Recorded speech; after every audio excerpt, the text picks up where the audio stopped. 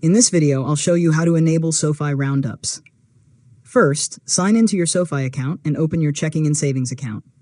From your account dashboard, navigate to the Features or Savings section where you can manage automatic savings tools. Next, locate Roundups and select the option to turn the feature on. If prompted, review how Roundups work.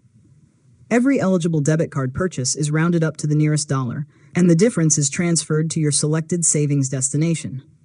After that, choose where you want your roundups to go. Depending on your account setup, you can direct the funds to your SoFi savings account or a specific vault to help you save toward a particular goal. Review your preferences and save the changes. Now, make a small debit card purchase and monitor your account activity to confirm that the roundup transfer is processed correctly. You can return to the roundup settings at any time to change the destination or turn the feature off if needed. Finally, check your savings regularly to see how your roundups are helping you build your balance automatically with everyday purchases. And that's it. You've successfully learned how to enable SoFi Roundups. If you found this tutorial helpful, make sure to subscribe to Learn Mode Lab for more tutorials.